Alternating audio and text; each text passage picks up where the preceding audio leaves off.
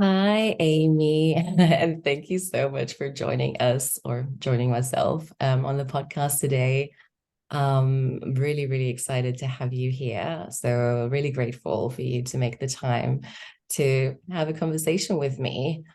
And for anyone who doesn't know Amy Leah yet, Amy is a human design and astrology mentor, coach, guide, goddess, as I like to refer to her, and has been actually a big, big part of my human design journey for the last 2.5 years. So I'm really, really honored and really grateful to have you here. How are you doing Oh, today?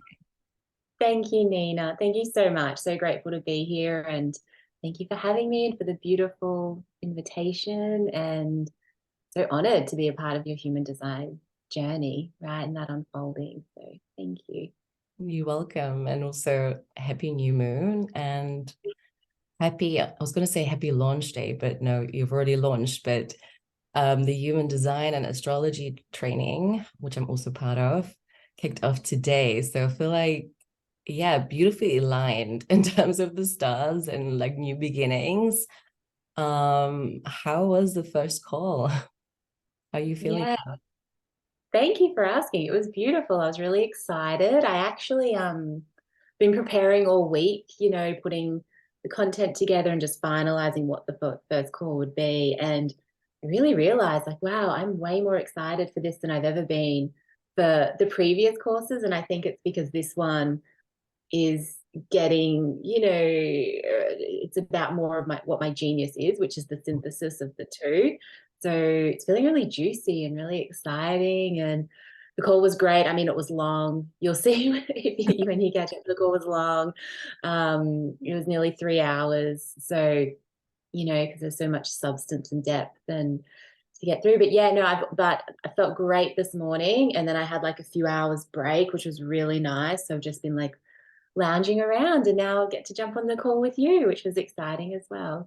Amazing, amazing. That sounds, yeah, I'm super excited because I looked at the times and I was like, okay, yeah, no, I can't get up in the middle of the night because I'm in Germany at the moment. So, but I'm really looking forward to the call. And yeah, before we kind of jump in, you've been traveling, exploring Europe the last couple of months. Tell me a little bit about that. How was Italy? I know we've already kind of spoken about our dream to open a vineyard, but how did you feel? How did you like it? Was it your first time in Europe? And yeah.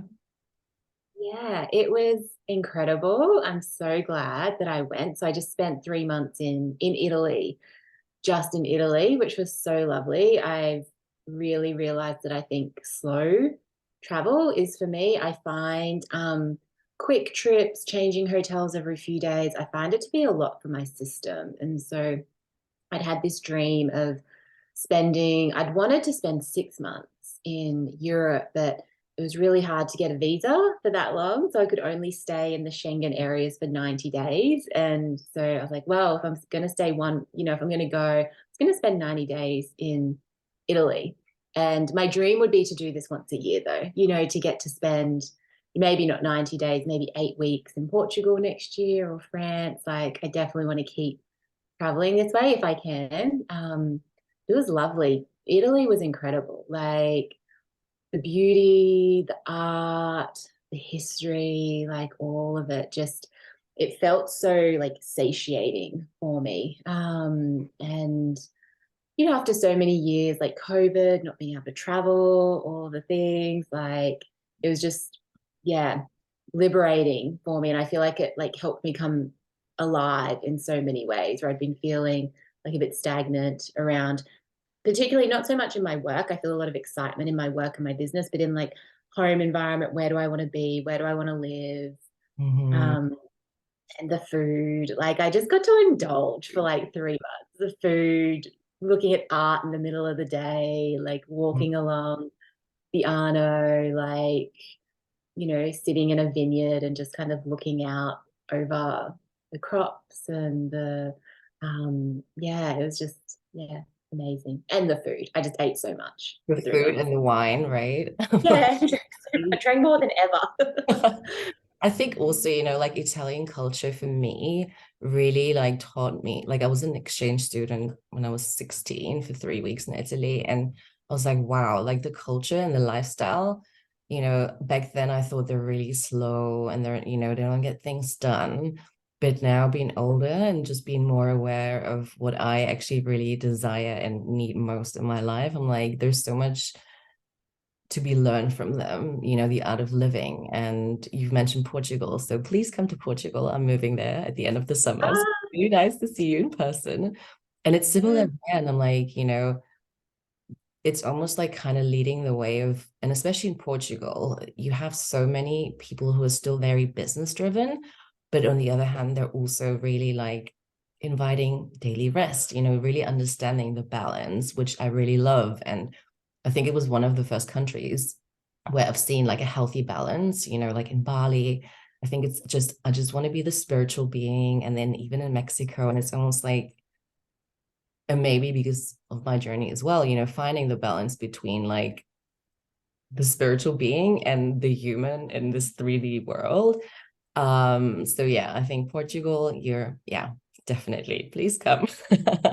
Love to. I've actually been hearing from a lot of people that the kind of up and coming places for entrepreneurs and people in the Yes. online space are Portugal and Thailand, that they're kind of the two hubs. So, and Portugal's definitely my preference of the two at this stage. So who knows, I might be there next year. Yeah, amazing. Yeah. I think it's also quite easy to get a visa there. They have like this golden visa for Australians and Americans.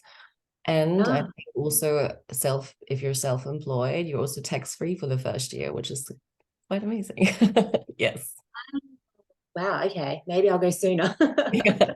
Maybe go sooner. Amazing. Tell me a little bit about your human design or astrology journey and what kind of found you first. Was it astrology or was it human design? And maybe also where in your life or which phase in your life, yeah, did you acquaint yourself with the two systems? I love that you said like which found me first, Mhm. because I really believe that, like that the system finds us when we're ready for it. So I love that. So astrology found me first. I can actually remember when I learned what astrology was. I would have been 6 or 7 years old, and we were having a sleepover at my grandparents' house, and some of my older cousins, who are about 10 years older than me, were there, and they were talking about their star signs, and they were telling me about what it means to be a Cancer, and like reading me some horoscopes from like one of those like Clio or Dolly magazines or something, like which were like magazines for like teenagers in Australia, if anyone listening. Um, and so that didn't really become interested in astrology though until I was a teenager.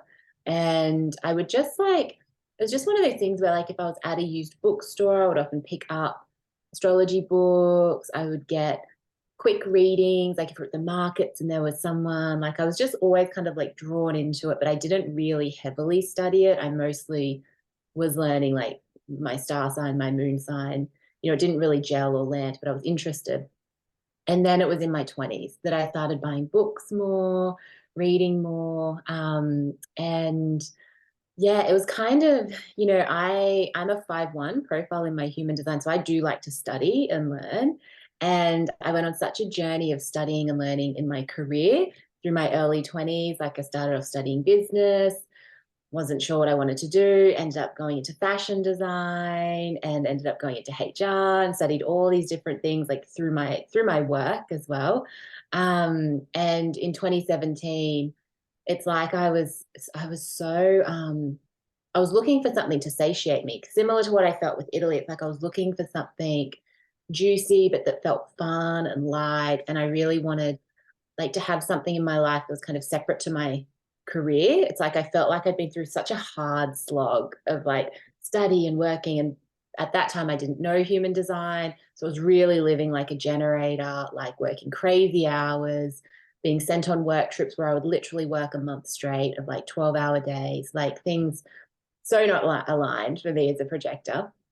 And yeah, so in 2017, I decided to start study astrology, literally like for fun.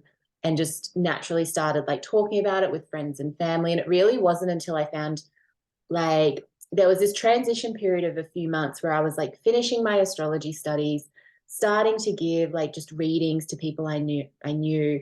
And at that time I discovered human design. And it was like, or human design found me. And it was literally like the missing piece. Like it Mhm. was, oh, this is why this makes so much sense to me now. Like the bitterness of being a projector and the energy piece and the burnout and the amplification of life force energy. Projectors in human design, like our shadow is kind of that we don't know when enough's enough, and we amplify this life force energy around us, but we're running on fumes, right? It's not really our energy.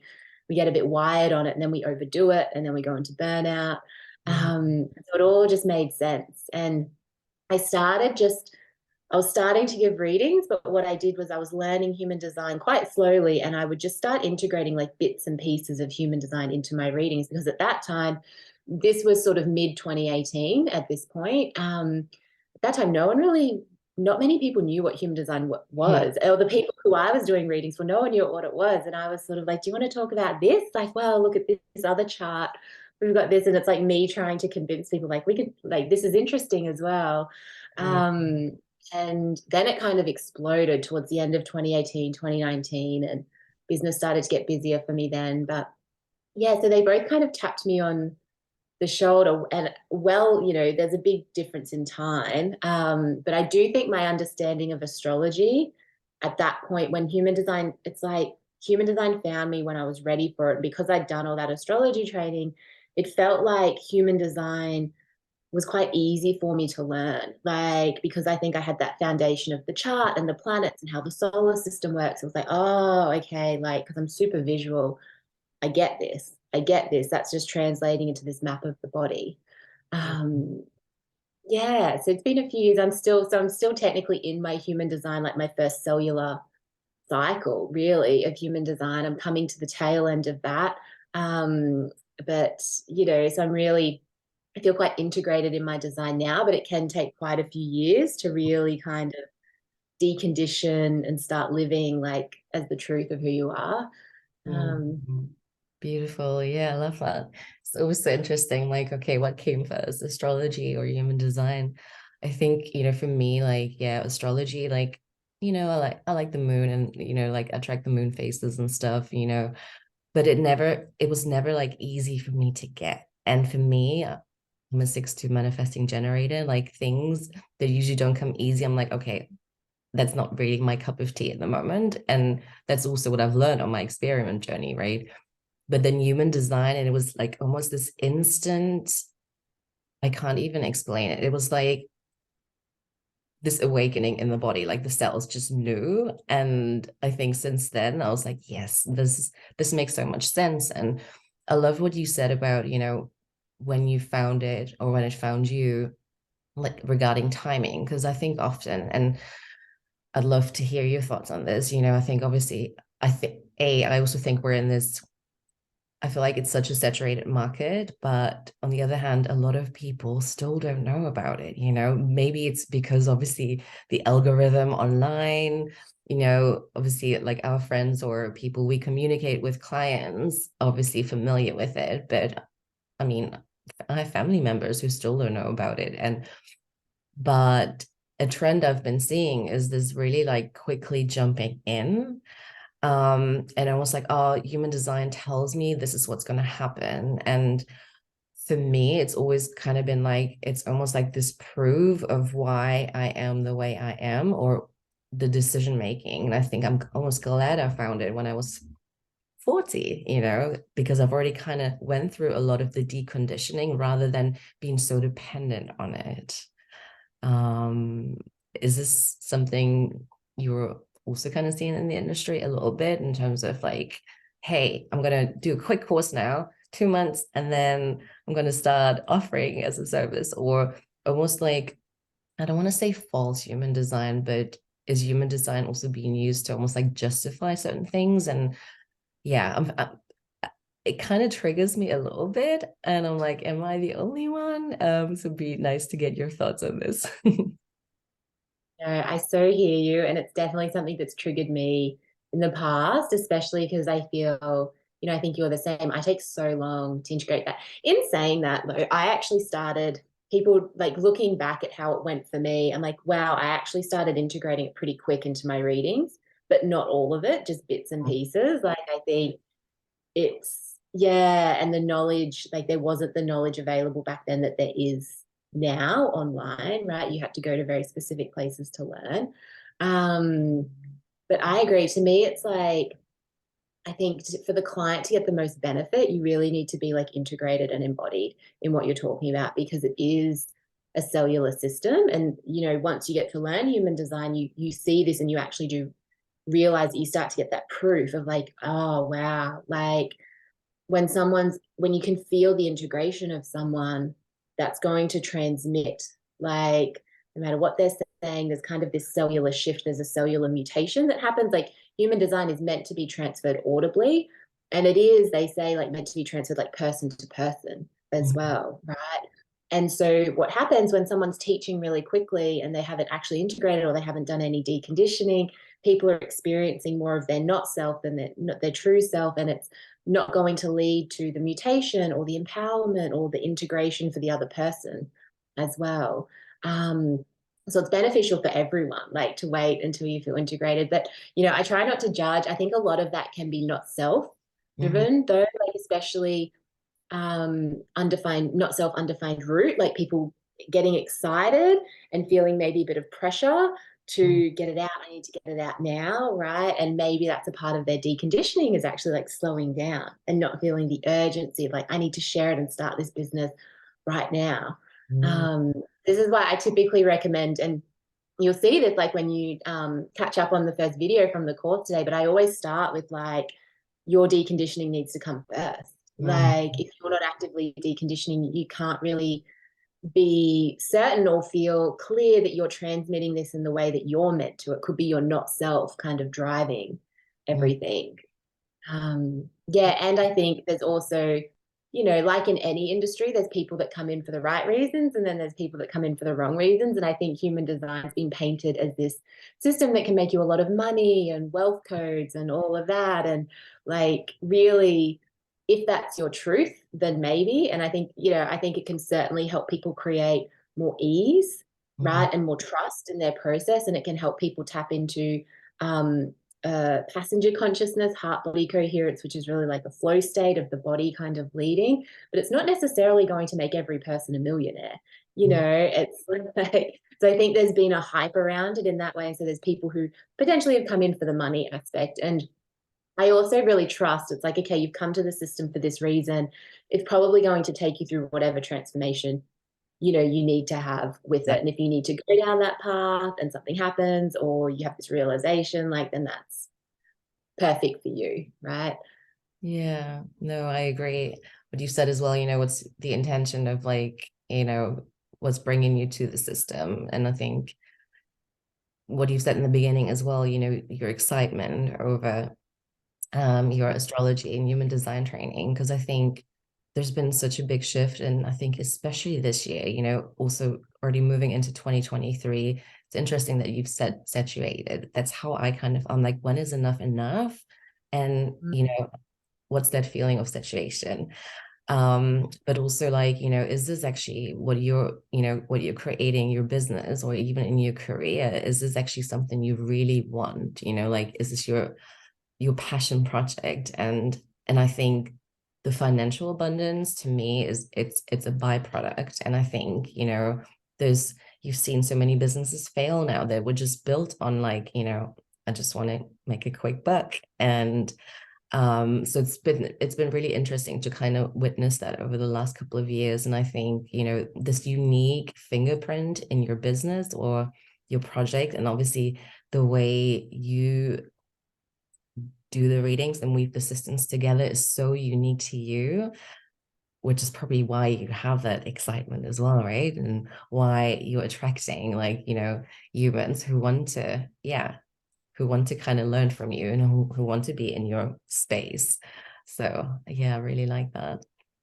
Um, when you were doing the readings in the beginning, were you still working your 9 to 5? And how long did you do that? And then what was kind of like the pivotal moment where you were like in your body, I'm like, no, I need to like go full in now.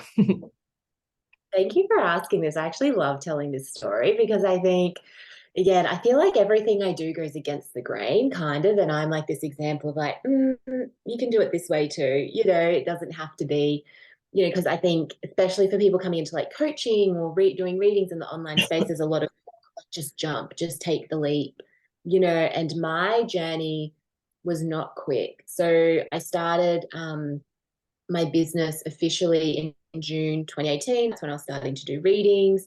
I'd actually been doing them for a few months before, but not really making money that I needed to like have a proper business. Um, and I didn't leave my full-time job until March 2020.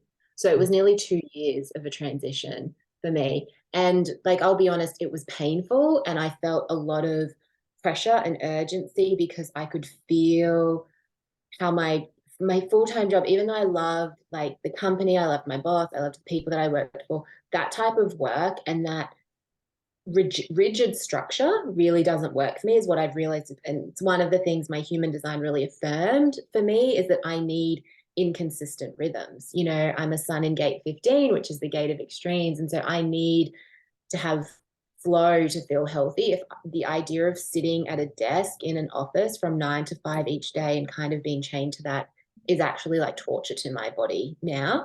And just so many other things, like just corporate culture, overworking, like all of that really didn't suit me. So I felt urgency and pressure, but more because I could feel my body wasn't coping with corporate full-time work anymore. And I had this passion project. So, but it was a slow transition for me because I was very mindful. There was part of me that was like, I want it to happen now.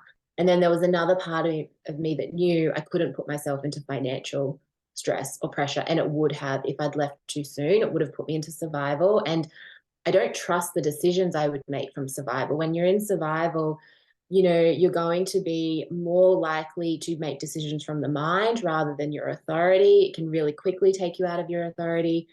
And, especially giving readings, I feel a lot of responsibility in that context for my own deconditioning and to be in my authority, because I can't really guide properly as a projector if I'm in my not self, if I'm in the mind making all my decisions. So it's also like there's an ethical thing. So I really took my time. I'd actually resigned, I think in the December of 2019, and given a long period so that they could find the right person.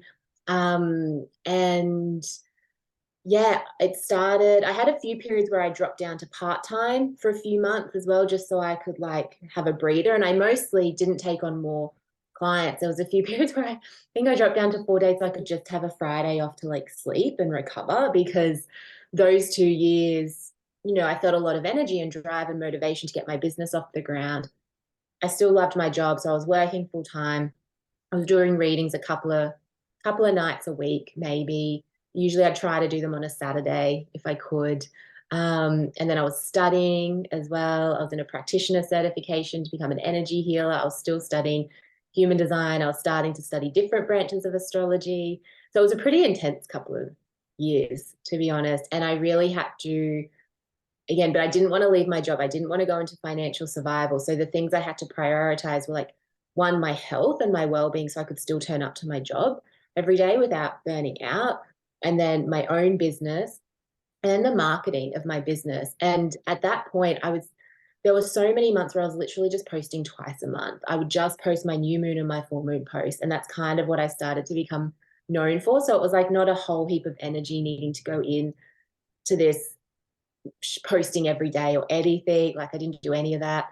And then, yeah, eventually left in March of 2020. So long, nearly 2 years, which is often what I like to affirm for people. Like it doesn't have to happen overnight. In fact, it can actually be better to do it in a way that still feels supportive to your body, right? Because again, you don't know how you're going to operate in business if you're in financial survival. You might make decisions that you wouldn't normally make.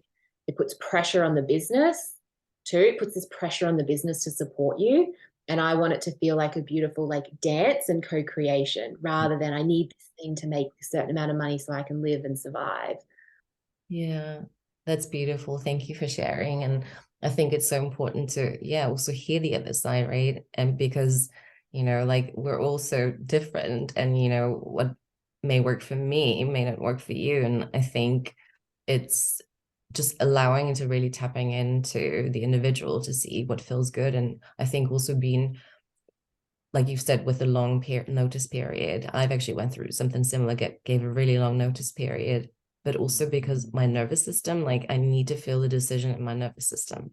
And I think again, it comes to integration, a lot of steps that are being missed, right? Because like really feeling okay with the decision you're making. And I think spoke to a couple of clients. I'm like, oh, I'm thinking about doing it. I'm like, well, how does it feel in your body as well? Like, and it does it feel good for you, before officially handing it? Maybe just kind of sit with that for a moment and try and drown out the noise, because yeah, the online noise is very loud and everyone has very strong opinions on how you, yeah, should be doing things. So that's really beautiful. You've mentioned, the 9 to 5 and the rigid structures, which kind of wants to bring me to the quad, right? So for anyone, you've mentioned quad right to me. I think it was in one of the voice notes when I initially reached out to you. And I wasn't familiar with, what a quad right is. But when you've said it, I was like, I need to look at my chart. I think, I think I'm a quad right as well. Just everything you said, and obviously it was. And then I think, okay, like, what can I find? And I think there's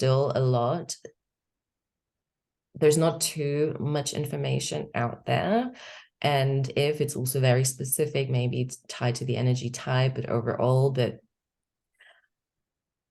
I would love to hear a little bit more from you in terms of like, when did you find out, or when did you become familiar with you being a quad, right? For one. And because obviously being receptive, how does it mix? How does it flow in your business? And how does it work? Yeah, running a business as a quad, right? Yeah, thank you for asking this. I love talking about this.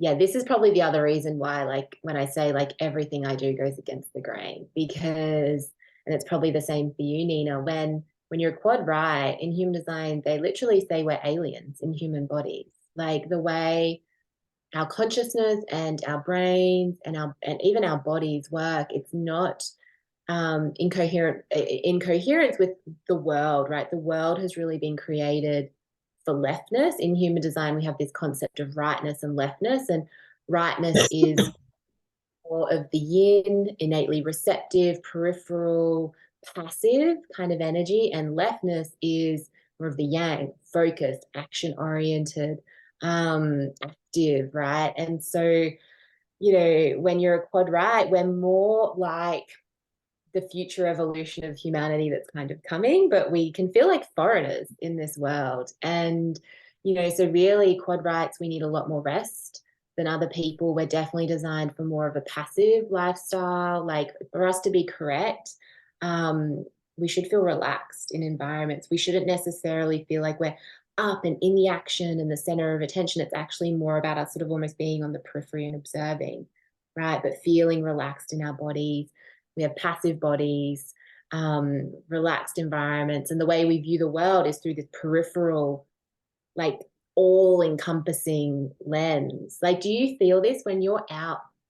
So, a good example for this I like to use is, I'm a quad right and I have my mom who's very left in her variable. She's very focused by design and strategic. And when we go out for lunch or something to share a meal, it's just so funny to me. She is so focused on me, so focused on me. Sometimes she doesn't even realize someone's trying to get behind her chair.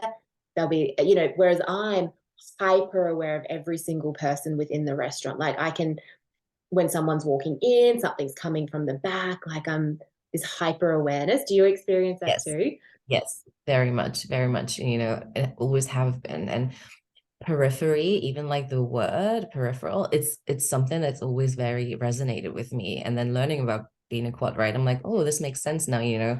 I feel like there's like the little puzzle pieces that you've kind of learned throughout the year without knowing. And then it's almost this like, yes, this all makes sense now. And this, which can also, you know, yeah, yeah. I feel like it has it ups and downs, you know, being very aware, obviously, of everything around you and still kind of staying, you know, within yourself and kind of grounded within yourself. But I think it's definitely a good, I don't want to say skill trade. Like in my career, you know, I've always led really big teams and like the meetings. So it's always helped me to really hold that space, or even as a yoga teacher, you know, to have to kind of be aware of that. But now that you've kind of said it, just my mom also, I think she has three. Yeah, she's not quite left, but she has a lot of left focus and she's always very focused on me. Funny to watch the difference. And because I actually, it used to bother me. I used to just be like, why is she so focused on me? Why can't she Yeah. see these like things, just no awareness? And now it's been really affirming for me to learn that in her design. But the other piece is like we're receptive. So we're not really designed to have an agenda. We're not really designed to be overly strategic in how we move through the world. And like for us, we can take strategy in, you know, we can learn strategy, but really we kind of want to surrender our decisions and our moves to literally just like what's happening existentially. Where does the body guide us? What are we feeling in the moment? Right. And the other big thing is we're not here to be put under pressure, right? And we're not here to focus too intently. If we're focusing, like, right, if you're focusing on something and trying to learn it, you're actually often not absorbing anything. And like, but if you're doing something else, you're drawing, you're cooking, you're vacuuming, but you're taking something in, like the depth of your awareness as a quad right is so far beyond your own conscious awareness of it too. It's like they describe quad rights as like an ocean, or there's a universe within you, right? Because you absorb everything and your mind isn't always aware of what you know. And so it's like you take everything in, you just have to have it playing in the periphery, you'll absorb it. But we can't see it. We can't recognize it in ourselves. We actually need the other to pull it out of us. We need other people to ask questions, right? Because we don't recognize how much we've absorbed or the knowledge that we actually have. Yeah, and it's interesting, right? Sometimes the answers, you know, when I was younger, and I don't know whether you've experienced that as well. Sometimes I would just say things. I'm like, did I just lie? And I'm like, no, it's actually the truth, but where did it come from? Yeah. And growing up, it was really like, you know, there was a time when I was like, did I literally just did my mind just make this up? But now, yeah, it makes sense. And the other thing, I don't know whether this is you experience that as well, is sometimes, you know, if I learn something, all of a sudden it's gone. Right the next minute, I can't like it's almost like, did I even read it? Or especially with reading, I'm like, I need to go back and I keep going back. And it's like, why don't I remember it? Why does it seem so hard? But then maybe weeks, months, or even years later, I pull the information out of nowhere and I'm like, where did this come from? Yeah, that's it. And I've experienced the exact same thing and I doubt myself and I'm like, oh, is that what it is? Like, and I think we have to trust. Trust is a big part of being a quad right. That trust that when the person's right, when the time's right, you'll draw on that information because it is often your ability to draw on certain information. They say it's actually more of a reflection of the person asking, and that the person asking has to be coherent with you and how you know. So I find I had so many situations where like you know, human design and astrology, I feel like I know a lot.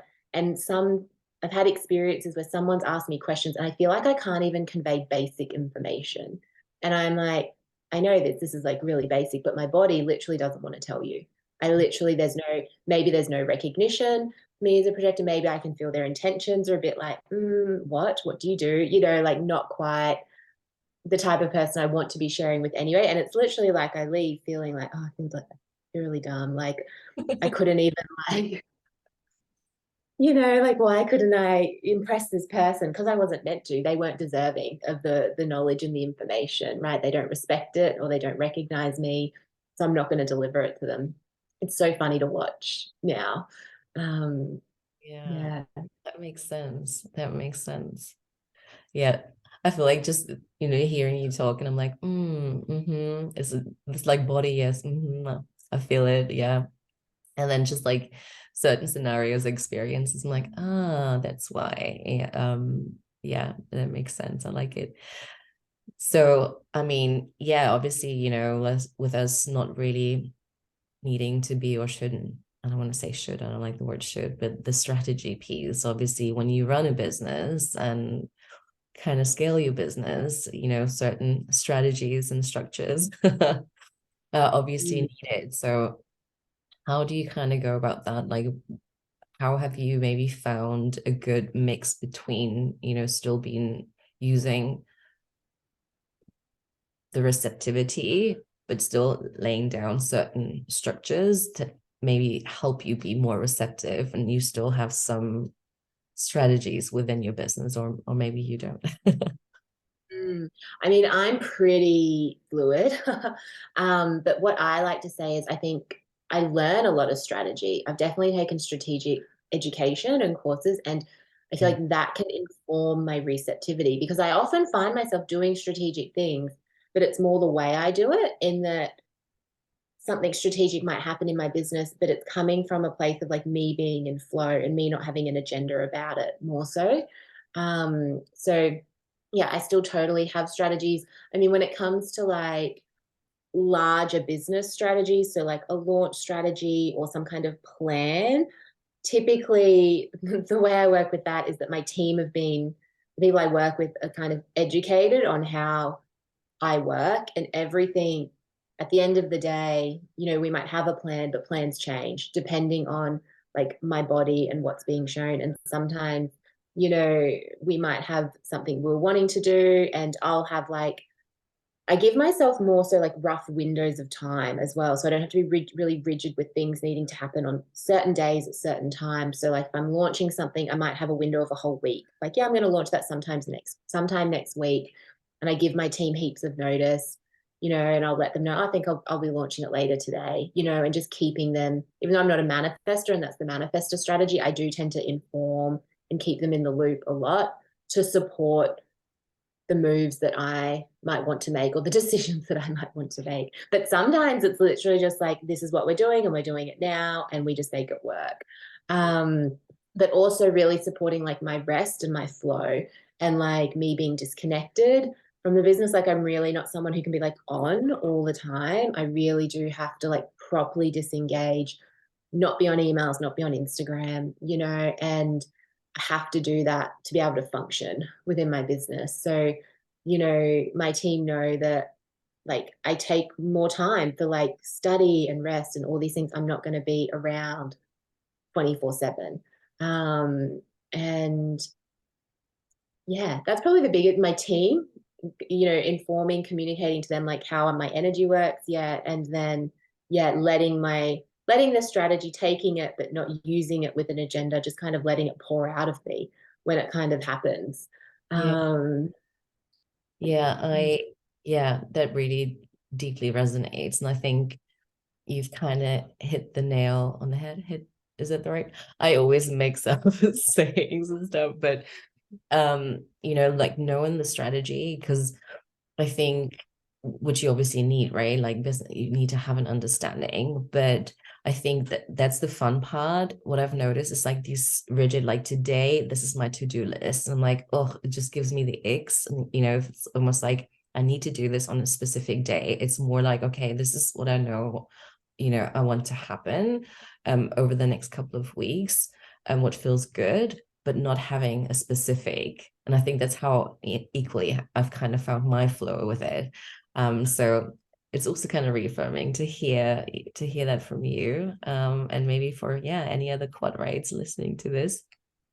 Um, I so I had a look at your chart, and I don't want to go too deep into your chart, but just specifically into your Mercury. So obviously what you're here to communicate and share. And something I wanted to ask you as well, or is obviously we have like on the body graph, we have the conscious and the unconscious.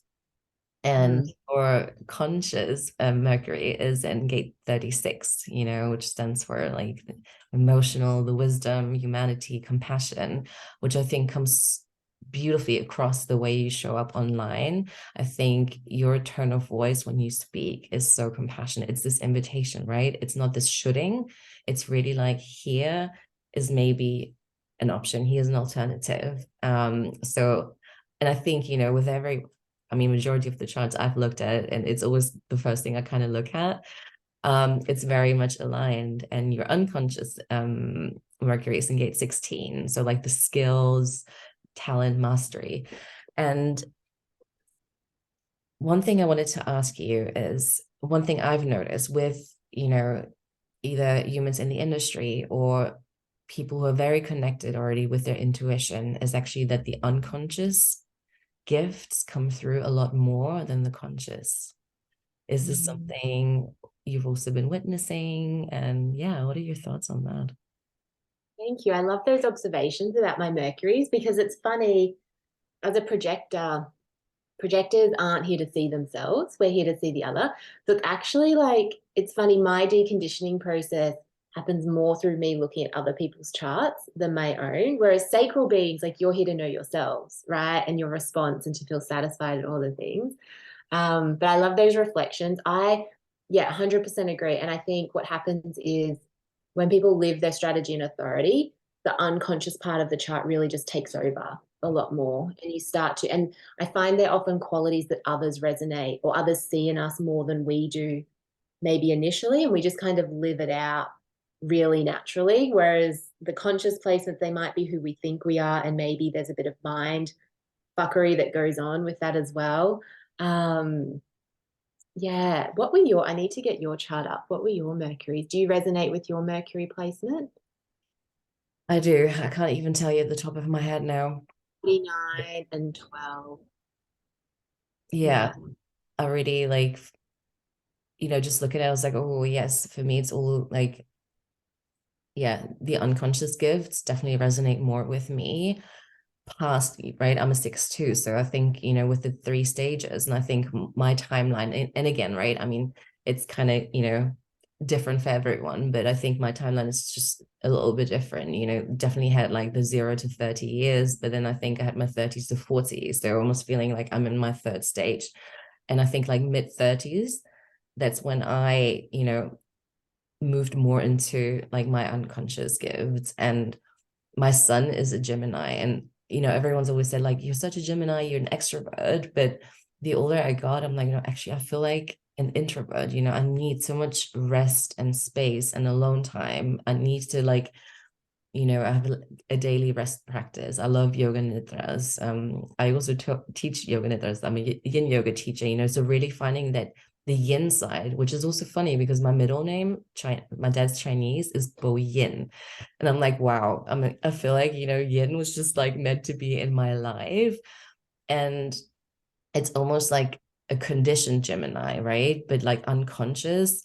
Um, I definitely resonate more with my Cancer energy, my Aquarius, like rather than the Gemini. But that's how others see me, and I definitely have like elements and traits. But I think as I'm transitioning into like different stages, more like the whole deconditioning journey for me, which, kind of started in 2007 without you knowing human design, but really understanding like, wow, these belief systems, this isn't just me, like, what am I thinking here? What am I feeling here? So yeah, definitely, I mean, the left side for me when I look at the chart.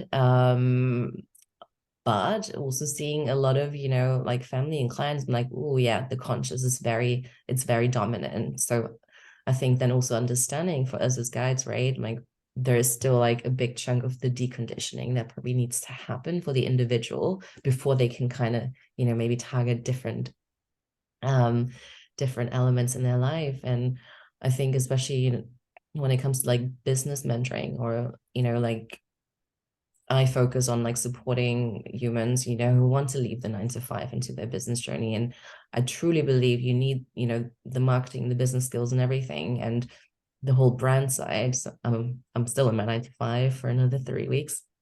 I'm a brand director.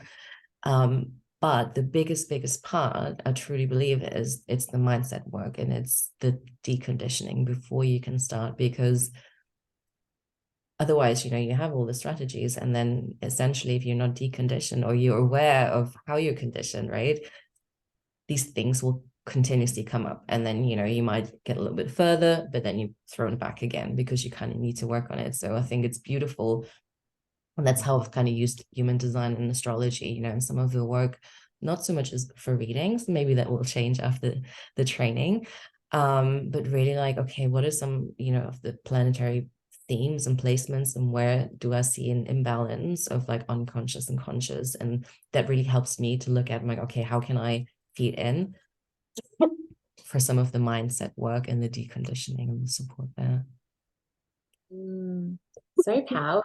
I think that work is so needed. And, this is the thing I think we're realizing, especially since COVID, it's like it's more possible than ever for someone to work that's meaningful and purposeful for them, that's a reflection of who they are. Like never in history has there really been this opportunity for so much of the world. And I think that's what human design and astrology can really do. It's like create a life that's a reflection of you, and create a way to create income and receive financially for being you and yourself. So that's so powerful with all your brand experience and your business experience to be combining that all together. And so needed as we approach 2027, right? Because Yes. yeah, the shift in human design is that like a lot of the systems and structures, the organizations, even the governments, globalization, like a lot of that is not really going to thrive beyond 2027. So there's this, I think that's why we see so many people seeking out individuation and self-actualization and focusing on the individual. Like, what do I want to do? It's almost like there's this sense of like, maybe these systems won't be here to support me in the same way. Yeah, Yeah.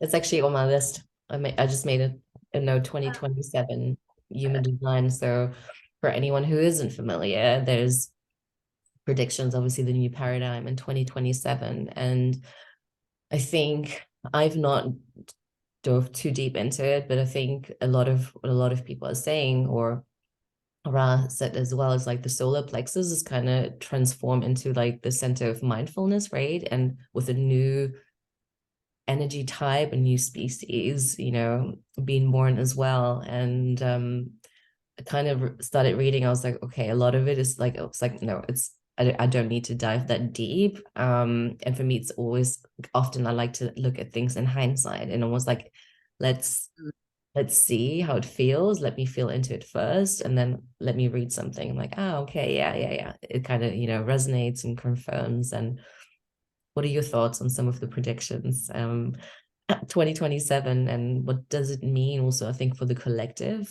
I know you've already kind of touched on a few things, but I think, yeah, in general, with the way we work, I think definitely we've already been kind of moving towards it, right? I think a lot of the upgrades, a lot of the changes we've seen since the beginning of the pandemic, the breaking down from the top down, individuality, what you've said, it's something so that triggers me. I'm like, why do we still need to, people need to fit into a box? I think it's so much more beautiful, everyone using their unique fingerprint, because we don't want to have like lots of mini me's, let people be authentic and yeah, their individual selves. So I feel like to give it's such a big topic. I'm like, how do I explain this in a way that's understandable? And I just want to say to you, I haven't gone so deep in this. Like I have, but I haven't. There's still so much more to it that I haven't explored yet, because it can be a little bit triggering and a little bit doomsday. And like, so you take what I'm saying with a grain of salt and feel into it. But essentially, when we think of in human design, right, the reason we have human design, or it's been given to us at this time, is so that people can become their own authority and make decisions for themselves. And the way we've existed prior to that is that the mind was our authority, the logical thinking mind, and we were really programmed to put systems, again, institutions, the powers that be outside of ourselves as the authority. Our governments, our schools, they were positioned as the authority. And what's happening is there's a real shift. And beyond 2027, everyone needs to be in their own authority, is essentially what human design teaches. Um, the power, so the authorities outside of ourselves are really connected to, I guess, there's a frequency that we all exist. This is sounding so woo-woo as I'm saying. I'm like, oh my God, this is sounding, I love but it. I'm here for frequency, it. yeah, that we all exist within. And when you think of, they call it the program in human design, they call it the program, and it's this frequency, and it's basically the transits. And so we experience the program through the transits. And so that's where the planets are moving, and they create these kind of collective frequencies that move us on our collective kind of journey and trajectory. And through like our openness, through our not self, right? And so the program really wants to keep us homogenized, is what they teach in human design. It doesn't really want us to differentiate, it wants us to stay homogenized. And the goal of human design is kind of the opposite, right? For differentiation and for people to be their own authorities. And so we have that going on. So that's sort of important to understand, in that, like, the world around us and the world that's been created, one, it's being created for leftness, strategic focusedness. It's been created by not self behavior of people in the mind, really. And it's been created to support homogenization and sameness, all the things you're talking about, because we've been in a background frequency as part of the program that's a tribal frequency. So if you know tribal circuitry, and that's really about sameness and community and bargains and agreements and support. And what's happening is that background frequency in the program will change in 2027, and that frequency will no longer be supported in the same way. It won't be at the forefront, essentially. And what will be is individuality, which is about differentiation and uniqueness, right? And mutation and evolution and change. And what they say, tribal structures, community isn't going to thrive either in the way that we have it now. Like, there'll be new forms of community, probably more decentralized versions of community, probably community like we knew it thousands of years ago, not saying we're going to go back to primitive times, but just smaller, looking after your neighbor, but there won't be as much energy to support big groups, and there won't be, governments won't have the energy or the frequency to support big groups. So there's that's the main shift. It's that the tribal frequency will no longer be as supported. It's going to be a bigger focus on more individuality. Like you said, there's a mutation happening in the solar plexus, which is the emotional center. In human design, they actually say that the nine-centered being, which is what we all are, is actually just a transitional being, and we're just sort of holding space for what's coming next, which is what the beings that will start being born post 2027. And it won't be all children born, won't be this new type of design, but many will. And it's kind of an evolution from what we are. And they say in human design, we're probably going to think these children are, there's something wrong with them. We're probably going to think they're autistic. They won't need to communicate like we do. They'll have such heightened intuitive, it's like this intuitive emotional frequency, right? Like, they actually talk about them not even needing to use words, like them communicating like through feeling. And they'll likely exist in sort of little pentas, where they'll have family units of like 3 or 5, but the strategic mind-based world that we live in will probably try to say there's something wrong. So I think this is what everyone's sort of waiting to see. Like, Yeah. and I think there's a lot happening with fertility, with women's reproduction. I think that's probably going to continue to be a big theme into 2027. And so, but what we are, quad rights, we're the closest thing in existence to this new being that will start being born, is what they teach. Like, we'll be the people who can understand them, essentially, and potentially communicate with them, is what they say. Sounds like science I fiction. And so, know. like, not a lot of people ask about this, so it's fun to talk about. But at the same, I Yeah. just try to take it with a grain of salt. And you remember, like, the world's not going to fall apart. There might be changes. I think we can all feel there's big shifts happening in Yes. like banking and finances and government. There's change brewing, right? We'll always adapt and we'll always find a new way. And I think if you're living out your design, your deconditioning, and you're in your authority, like, it's definitely nothing to be afraid of. I think the people who will struggle post 2027 are the people who still have the mind operating as their authority, and governments, external powers. Yeah. Yeah. No. Yeah. I Yeah, I agree with you. And, felt similar. It was like, okay, I don't want to, I don't, because it's also like, yeah, 2027 and a little bit of fear mongering. I'm like, Yeah. I don't want to get into that, like, let me just, live my best life and, what I can do right now. But I definitely think, beginning of the pandemic already, the breaking down of the authorities, right? I mean, because we've been so conditioned, police officers, politics, bosses, and like this authority and doctors, and almost like giving our innate like power away. And when we talk about awakening, I'm like, awakening truly for me is like just remembering like our innate strengths and gifts, and that we actually hold everything within us, rather than giving it away to someone to tell us. And similar, we're seeing a shift in the industry, right? Like I think big corporates won't exist in a couple of years. I mean, I've been saying that since 2019. Um, but you actually see more and more, humans starting their own business because they want to live on their own terms, because they want to create things the way they want to, rather than having to report to someone, or you living in like or working in really rigid structures. So I think a lot of the predictions we're already seeing, and even for humans who aren't familiar with the new paradigm or the, human design. So it's beautiful to kind of almost, again, from the peripheral, just, notice like all the moving elements that are just kind of happening. I'm like, it just feels really juicy. I'm like, yeah, Oh, I love that. And, they do say quad rights too. They kind of predict the internet going away. Like, yeah, I don't want to get too deep, but they talk about quad right people will be the people who carry knowledge forward, right? Because you've absorbed so much, almost being like a bit of a wisdom keeper in this new paradigm. We'll see. We'll see what happens. It's hard to imagine the internet going away.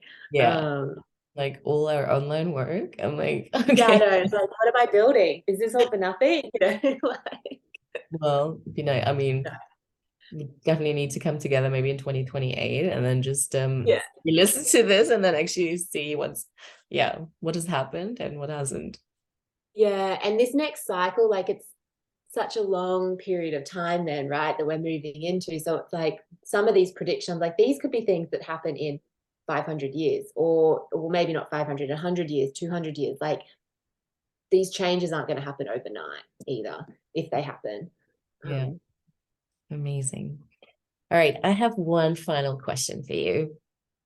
Obviously, I truly believe that, inviting daily rest into whatever you do, especially when you run a business, is pivotal, right? It's made such a big difference in my life. Um, do you rest on a daily basis? And what is your favorite rest practice? I love this. I do rest on a daily practice. Sleep is quite sacred for me. I had quite a long time in my life from like being mid-teenage years into my late 20s of quite severe like insomnia and not sleeping. And so sleep is such a big thing for me. So sleep hygiene. Um, I actually am really starting to enjoy hypnosis, which is a type of rest, but you're sitting up, so you're actually awake. I really enjoy just laying on the floor with my legs up the wall. That's probably like the practice I do the most. And I love waking up without an alarm. So as Mm, many days of the week, yeah, I can, because I am an early riser naturally. So there's just occasionally that I have client calls quite early from like 6 a.m., 7 a.m. So those days I set an alarm. But if I'm not starting till 10 or if I'm not working that day, I just don't set an alarm and just let my body wake up naturally. And that's probably my favorite thing, not having to be woken up by that noise, right? And it feels like such a luxury too, after like a lifetime of always needing an alarm because you have to get to school, you have to get to work, you have to be on time, right? And that time pressure, like, oh, there's no pressure.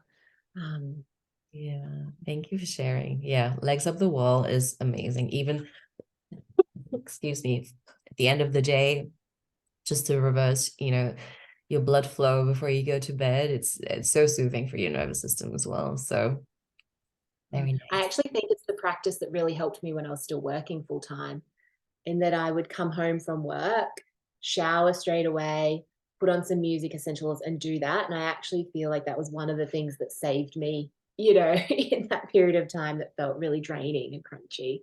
Yeah, beautiful. I love that. Well, Amy, thank you so much. I really, really loved and enjoyed this conversation. Um, if humans are interested in working with you, yeah, how can they work with you? Yeah, well, so I'm mostly on Instagram and it's amylee.com.co in my website. And different ways to work with me. The best way at the moment is actually if people want to learn more about their human design, if they're curious, I have a website, myconstellation.com.au, where they can look their chart up and they can purchase a report that's like a 70-page custom guidebook, and it details the real sort of core foundational pieces of their design. That's probably the best way to get my interpretation at this time. Or engage with me on Instagram when they're sharing. Yeah. Yeah, the report is so beautiful. I love it. I love it. Amazing. All right, Amy. Well, have a beautiful, I was going to say rest of the day, but it's already, what time is it? In 6:04 p.m. for me, 6 evening. p.m. So have a restful and slow evening. Integrating I feel like the 3 hour call from the training. Thank you. And I'll be seeing you soon. Thank you. Thanks for having me.